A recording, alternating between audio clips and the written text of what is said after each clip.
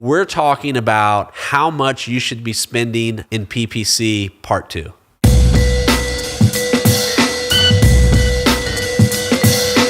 Welcome to the We Are Slam Show, where we share marketing best practices, insights, and ideas to help your business or brand grow.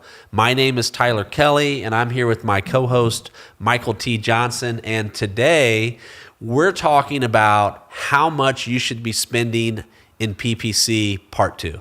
Now, if you joined us last week, we kind of dove into the beginning of this concept, and we talked a lot about buyer personas and your messaging and things like that. And today we're going to dig even deeper. So we're going to give you more information on how to really have an effective PPC campaign. Yeah, so last week it was all foundational to make sure that when you start spending money, you're not going to be throwing it away. This week we're going to talk about how to spend money in PPC.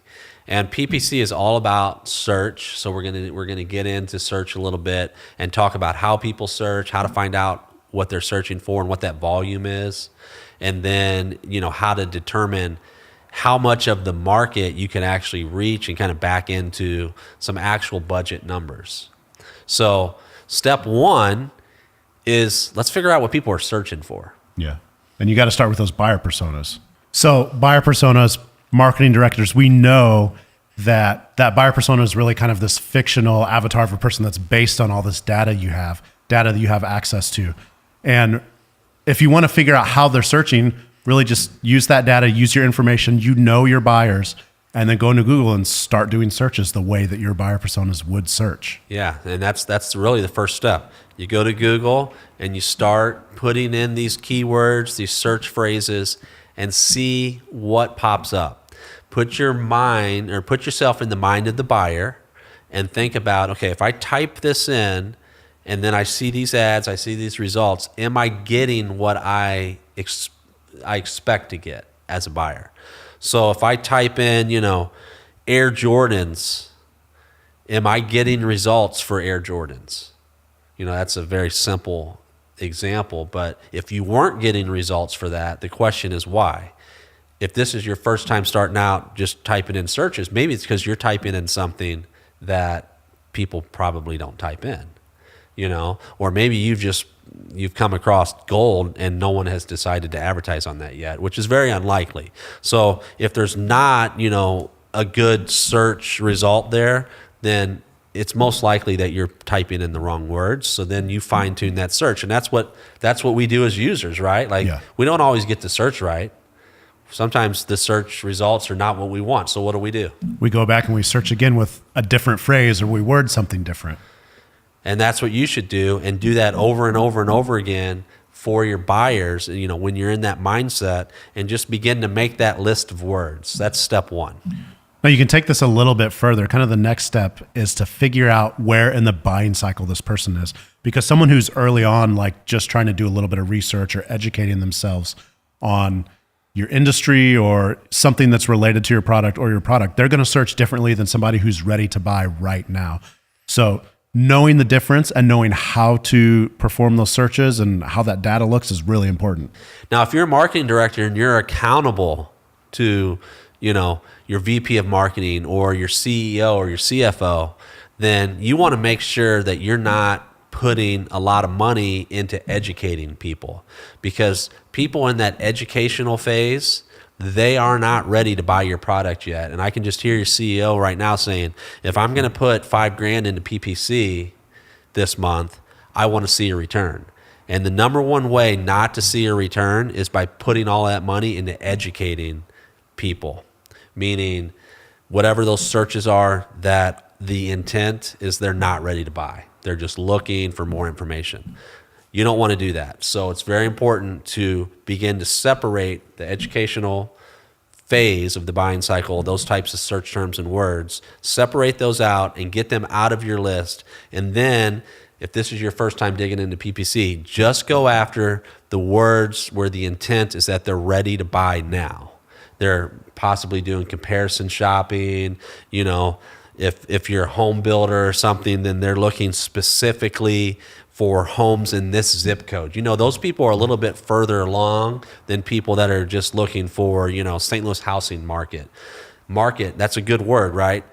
St. Louis housing market doesn't necessarily imply that search that this is a buyer. It might be a researcher or something. So immediately, any words like market you want to create when you go to build those campaigns, make those negative keywords, which just tells Google, anytime this word market is associated with the search, I don't want my ad to appear on it. Yeah, and that's not to say for your brand that educating your potential future buyers isn't important. It's just not a good use of your PPC money. Exactly. So once you have this list of keywords, now you can go to the Google keyword tool and put all the keywords in that you have, kind of, segment by geographic area. Let's say this isn't a national campaign. Let's just say we're in St. Louis or Miami and we want to target just that demographic or that DMA. So you're going to put that into the geographic locator and keyword tool and then put those keywords in. And the keyword tool is going to give you estimates of traffic based on your cost per click or your monthly budget. And from there, you're going to be able to get some insight into what it's going to cost to reach the entire market. And this is an important first step to budgeting. Because this is what you base your budget off is. If you could reach the entire market, this is how much it costs. I think that's a great piece of data to have. Yeah. You want to know how much it costs to reach the entire budget. Now, disclaimer here, keyword tool is estimates. Keyword tool is notoriously light. You would think that they would overestimate some of this traffic, but Google tends to underestimate the traffic in the keyword tool. I don't know why this is. Maybe we should research it and figure out why that is. But if you're looking at it, a lot of times the keyword tool is going to be significantly less. So what we do is whatever the keyword tool says, multiply by 25. That'll give you a better idea for the type of traffic that you're going to pull in on that keyword. Remember, the keyword tool defaults to a broad match. And if you're not familiar with the 3 different types of matches for Google AdWords, you have a broad match, which if I type this word in, it's going to return everything related to that word, whether or not that word is in it or not. So it's just somehow related semantically. There's a phrase match, which means that if the word that you've put in is a phrase match and you put in like red widget, and then Michael in search types in red widget in St. Louis, then it's going to appear for that search as well. And then there's exact match, which is if you just type in red widget, then the only thing you're advertising on is those 2 words. So keyword tool by default returns broad match keywords. So multiply that by 25 to get a more accurate count. And that's a good start to determine, okay, this is how much it's going to cost to reach the whole market for the words that I've selected, and then you can go from there. So once you have those rough numbers, you can break them down into smaller sizes and know that I have to spend X to reach half the market or X for 10% of the market. You can do the math and figure those things out and have a loose estimate. Yeah, because most likely you're not going to be able to reach 100% of the market with your budget. If you can, then you're a big brand and you're already in that space. But for the people that we're talking with, especially if this is your first time into PPC, then you maybe are going to be able to reach like 5% of the market, maybe 10% of the market with a healthy budget. Once you begin advertising in AdWords, then you'll be able to get real data. So, we're working off of, Google estimated data based on historical trends. Once we begin to advertise in AdWords, then we're going to have real data.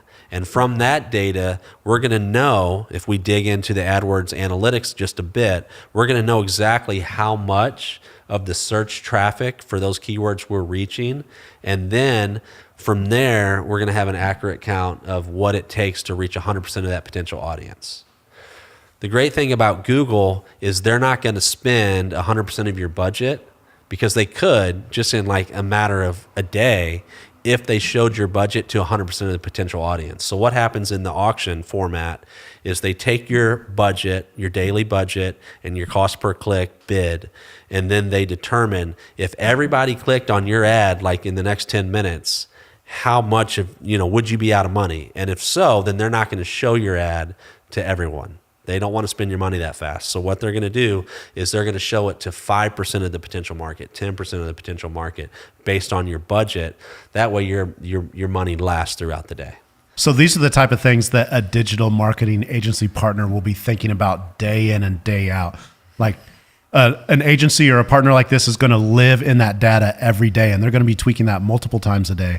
And it's something you need to be thinking about as well. So if you're really thinking about spending budget on PPC, get a partner that can help you navigate all this data. You never want to set it and forget it. That's the number one mistake that people make with PPC. You know, they might have a good first month and they're just like, I'm just going to let it run.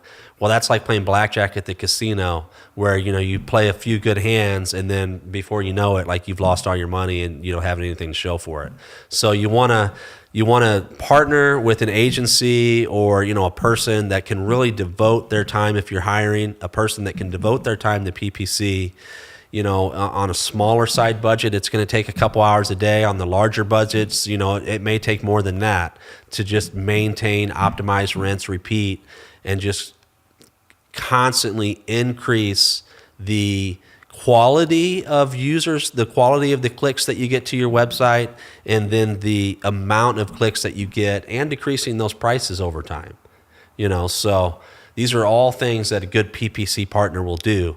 We just happen to be a Google partner. Google selects their partners based on a list of criteria that we've been able to meet. It's educational, it's best practices, it's spend, you know, amounts, and we suggest that you find a Google partner. There's several Google partners in you know, across the country, and if you're working with a Google partner, then more than likely, you know, they understand the fundamentals of a good PPC campaign.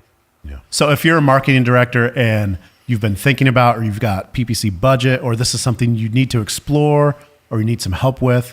So if you go to our website, slamagency.com, we can help you with a free consultation to help guide you through all this stuff. Or if you just have questions, hit us up in the comments. We'd be happy to respond and let you know where we're at. Thank you for tuning in. Thank you for watching the We Are Slam show or listening. If you've liked it, please like it, comment, share, and rate and review and subscribe and all those good things. We'll see you next week. Thanks for watching. Thanks for watching.